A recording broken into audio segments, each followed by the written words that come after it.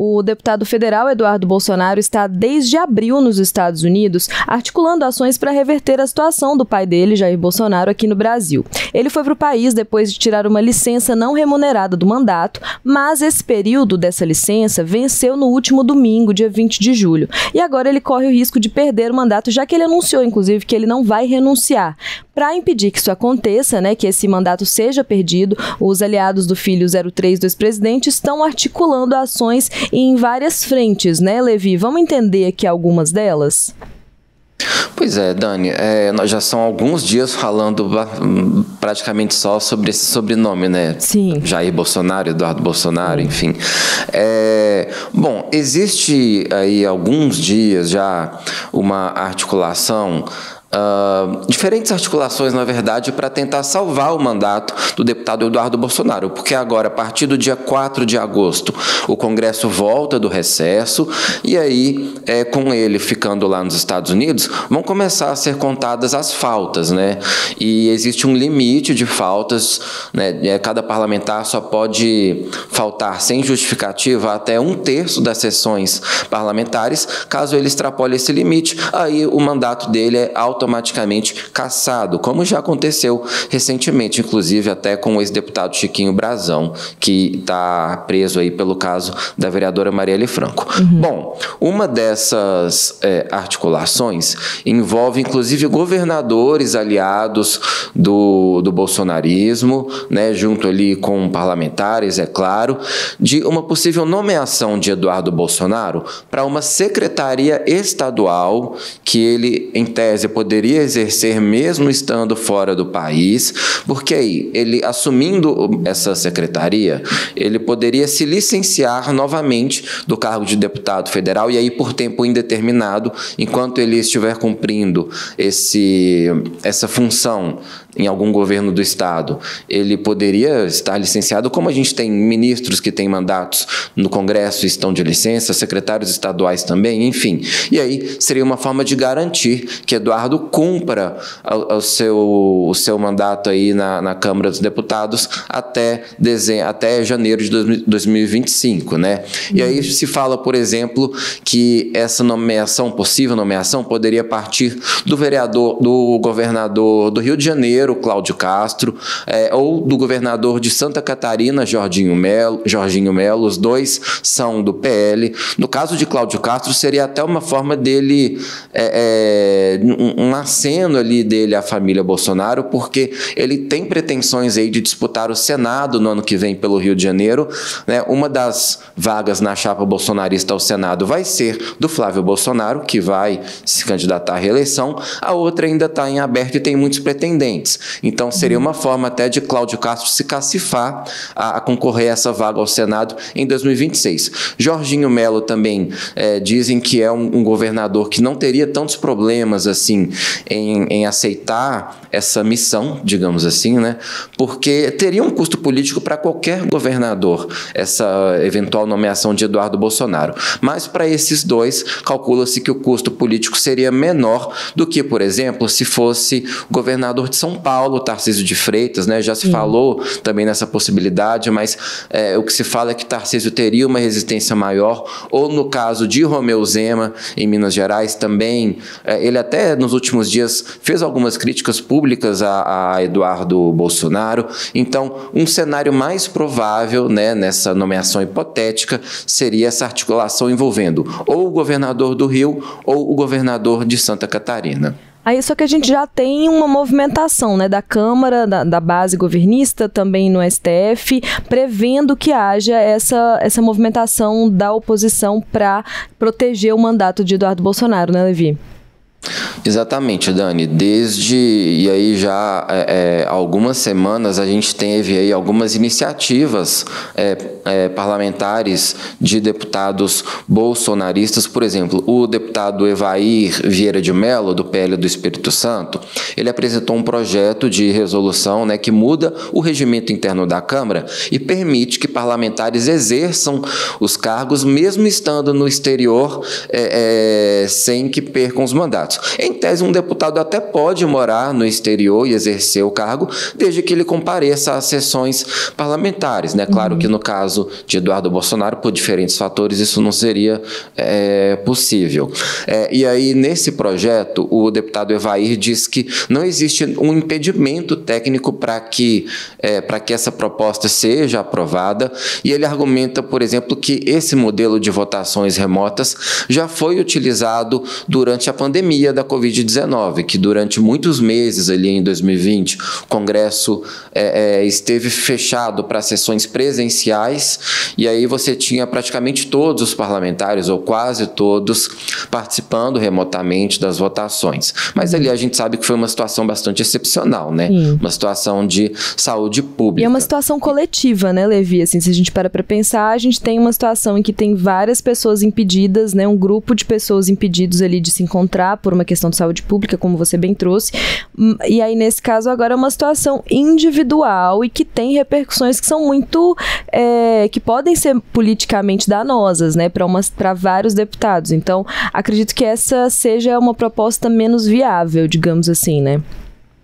Uma proposta muito mais casuísta, né? A gente pode dizer. E que até poderia ter desdobramentos, por exemplo, poderia eventualmente beneficiar a Carla Zambelli também, né? Deputada que está lá na Itália, está foragida, ainda tem ali o seu mandato, mas correndo esse risco também de perder a sua cadeira na Câmara, enfim, com muitos desdobramentos. E nesse projeto também, o deputado fala que fala também que políticos não sejam privados de exercer o seu mandato em virtude de perseguição político-ideológica, que eles entendem que é o caso, né, de Eduardo Bolsonaro. E a gente tem também uma outra iniciativa, um outro projeto do deputado Sóstenes Cavalcante, que é o líder do PL na Câmara e é uma das principais vozes também da bancada evangélica. É um projeto que permite uma prorrogação por uma vez dentro de uma legislatura, né, dentro de um período de 4 anos, da licença não remunerada de parlamentares para tratar de interesses particulares, né, porque Eduardo Bolsonaro já tirou uma licença que se encerrou nesse último domingo, de 120 dias, e aí, caso esse projeto seja aprovado, vai permitir que Eduardo tire uma outra licença também para tratar de assuntos particulares, como foi essa primeira. E aí, isso permite que o parlamentar fique até 240 dias afastado do cargo. E aí o Sóstenes justifica, dizendo que no serviço público, uma licença não remunerada pode ser concedida por até 3 anos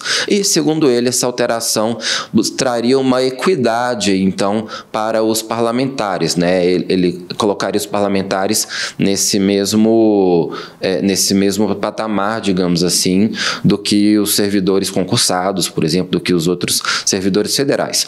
Só que esses projetos, pelo menos no contexto de agora, são difíceis de ser viabilizados aí pela oposição, até porque essa atuação toda aí do Eduardo Bolsonaro, junto ao governo dos Estados Unidos, tem todo o respaldo aí dessa ala bolsonarista do Congresso Nacional, mas tem uma resistência muito grande em outros setores ali do Congresso, inclusive setores que são ali aliados também do ex-presidente Jair Bolsonaro, muitas vezes votam junto com a oposição, mas não são aqueles bolsonaristas raiz, né?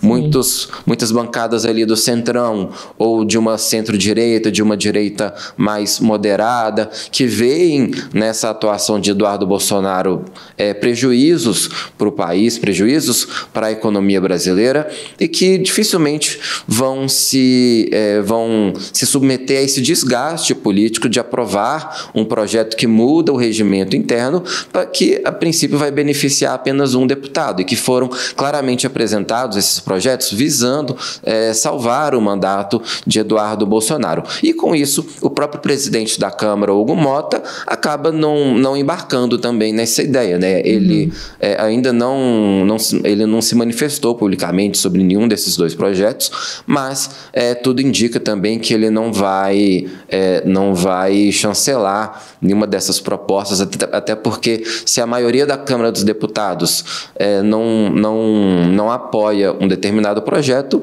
não é o presidente da Câmara também que vai tentar a fórceps fazer isso ser aprovado. Então, o cenário de momento é que dificilmente essas propostas vão prosperar. A gente viu isso acontecendo até na pauta da anistia mesmo, né? Que tinha até um apelo maior no sentido de tinha mais pessoas envolvidas, beneficiadas, não era um deputado específico, né? Então, isso e ela não está indo para frente. Então, quando você tem uma pauta dessa, né, um benefício que ele é tão restrito, ele acaba realmente não atendendo a interesses políticos dos deputados o suficiente para que eles sejam levados adiante, que sejam efetivamente aprovados e instaurados, né? Que essas medidas sejam instauradas no regimento. E aí tem umas outras questões, Levi, além dessa dificuldade, né? Técnica, digamos assim, de quórum para aprovação desse tipo de projeto, a gente tem os projetos que estão os projetos são as ações, né, que vêm no sentido contrário para que Eduardo Bolsonaro seja efetivamente punido, né, assim, que não haja esses subterfúgios aí, como a nomeação numa secretaria, né, já tem ações nesse sentido. Pois é, ontem o líder do PT na Câmara dos Deputados, que é o Lindbergh Farias, deputado pelo Rio de Janeiro, ele apresentou uma petição ao ministro Alexandre de Moraes pedindo medidas cautelares contra Eduardo Bolsonaro e já tentando se antecipar a essa possível articulação. O Lindbergh pede que Moraes proíba de forma preventiva a nomeação de Eduardo Bolsonaro para qualquer cargo comissionado, né, ou seja, qualquer cargo de secretaria na esfera estadual, distrital, né, no caso aqui do Distrito Federal, ou municipal. Pede também que Moraes afaste Eduardo Bolsonaro do exercício do mandato, caso se confirme o uso da função parlamentar como instrumento para continuar cometendo crimes sob investigação, e já teve outras ações também nesse sentido aí de deputados governistas pedindo que o Supremo determine o afastamento de Eduardo do mandato. E nessa ação, Lindbergh também pede que Moraes determine que governadores se abstenham de nomear Eduardo Bolsonaro sob pena de uma responsabilização criminal e também administrativa desses governadores. E aí, nessa ação, Lindbergh argumenta que uma eventual nomeação de Eduardo Bolsonaro teria uma finalidade espúria e não administrativa que garantiria a ele aí uma sustentação financeira de forma irregular no exterior, né, segundo a ação aí do Lindbergh, e com essa justificativa legal para permanecer fora do país, mesmo com a licença parlamentar já tendo sido encerrada. E mesmo antes do Lindbergh apresentar essa ação, já houve algumas conversas ali entre ministros do Supremo, né, porque já foram veiculadas aí nos últimos dias muitas reportagens ventilando aí essa possibilidade, essa possível articulação aí com governadores bolsonaristas, e aí com isso já se estuda ali internamente no Supremo o próprio Alexandre de Moraes atendendo ou não a esse pedido aí do PT de proferir essa medida cautelar, já se antecipando a uma possível estratégia de Eduardo Bolsonaro. E nos últimos dias, muita gente vem comparando essa situação lá em 2016, quando a então presidente Dilma Rousseff tentou nomear, na época, o ex-presidente Lula como ministro da Casa Civil, né, que ali foi durante aquela crise do governo Dilma, que acabou resultando no impeachment dela, e aí uma das alternativas que eram estudadas na época pelo PT seriam nomear Lula como ministro da Casa Civil, primeiro para tentar colocar ordem na casa ali, tentar melhorar a articulação política do governo que vinha em plena crise, e ao mesmo tempo essa nomeação poderia ser uma tábua de salvação ali na época para Lula, que respondia a vários processos também no âmbito da Lava Jato, o processo do sítio de Atibaia, que ele acabou sendo condenado assinado pelo Sérgio Moro, e aí com isso o Supremo na época foi provocado, né? E aí o ministro Gilmar Mendes acabou vetando essa possível nomeação de Lula, essa eminente nomeação de Lula. Na época teve até aquele áudio famoso que Sérgio Moro vazou para a imprensa na época, do Messias, né? Que é o atual ministro da AGU, Jorge Messias. Enfim, muita gente comparando esses dois casos. Existem semelhanças e diferenças, mas são situações que realmente têm ali as suas semelhanças. E aí, Levi, uma coisa que me chama a atenção, assim, é essa estratégia de você colocar um funcionário, um secretário de Estado, usando o aparato público, usando a verba pública, porque esse secretário seria pago, né? Imagino eu. Estando em outro país, e aí que função ele iria exercer? Seria uma secretaria que ele poderia comandar de lá, e de fato ele comandaria essa secretaria? Seria um funcionário fantasma praticamente? Então, assim, são alternativas que são questionáveis também, né? Em vários sentidos, não só pela intenção, mas também pela falta, talvez ali, óbvia, né? Pelo menos para mim não fica claro como ele cumpriria um mandato como, né, numa secretaria de Estado, estando em outro país. Então, ele acaba batendo aí nessa mesma questão do mandato, né? De perder esse mandato aqui no Brasil por faltas, por não conseguir comparecer às sessões, né? Por estar fora do país, e aí como ele está em outro, enfim, e ainda estando fora do país, ele assumiria um cargo pago com dinheiro público, né, um salário pago ali por um Estado para manter esse mandato. Então eu acho que é um peso político que recai também sobre um governador que aceite ali fazer essa nomeação, né? Como você bem disse no início, a gente tem alguns governadores que estão ali nesse espectro da direita, que têm apoiado publicamente o ex-presidente Jair Bolsonaro e o próprio Eduardo, enfim, mas que eles entendem que o custo político dessa manobra ele pode ser muito alto, inclusive para esses governadores que têm pretensões de serem candidatos à presidência, como o próprio Romeu Zema, que diz que vai anunciar a pré-candidatura na próxima semana. A gente tem o Tarcísio, que fica ali em cima do muro, mas é um dos nomes mais cotados e um dos nomes que vai melhor, né, nas pesquisas. Então, assim, são custos políticos que eu imagino que esses governadores, ou eles estão ali e vão arriscar, e é isso, ou eles não vão arriscar esse tipo de prejuízo, né? Assim, vamos entender como isso vai ficar. Especialmente, você falou no início sobre a questão desse pedido do Lindbergh, né? Dessa implicação desses governadores que fizerem eventualmente essa nomeação numa punição, num status ali de cumplicidade, talvez, porque o Eduardo é investigado, né? Inclusive por esses atos, por essas ações dele nos Estados Unidos, por essas ações dele junto a autoridades estrangeiras, e aí ele tem essa investigação recaindo sobre ele. E quando você tem um governador, um chefe de Estado, né, que vai ali colaborar para que ele continue, para que ele permaneça nessa posição, ele acaba entrando num papel de cúmplice, de certa forma. E aí eu queria que você explicasse também, para a gente trazer para a gente um pouquinho a questão do inquérito, né, dessa investigação. Pois todas essas medidas que a gente vem acompanhando aí do ministro Alexandre de Moraes, e que foram chanceladas pela maioria dos ministros ali da primeira turma, né? A gente teve um placar de 3-1, por exemplo, na validação das medidas cautelares contra o ex-presidente Jair Bolsonaro. Tudo isso tem relação também com o inquérito que mira Eduardo Bolsonaro, que foi aberto ali em maio pelo Supremo, a pedido da Procuradoria-Geral da República, que investiga essa atuação aí de Eduardo Bolsonaro junto às autoridades dos Estados Unidos, né, como uma tentativa de interferência estrangeira, justamente para constranger o Supremo Tribunal Federal e outras instituições, como a Polícia Federal também, a própria PGR, nesse inquérito que mira Bolsonaro e vários outros aliados na tentativa de uma trama golpista no final do mandato, né, de 2022. Exatamente, depois das eleições, né? Porque aí o argumento que se tem é que tanto Jair como Eduardo atuaram para estimular estimular o governo americano a pressionar as autoridades do país numa tentativa ali de obstrução de justiça, né?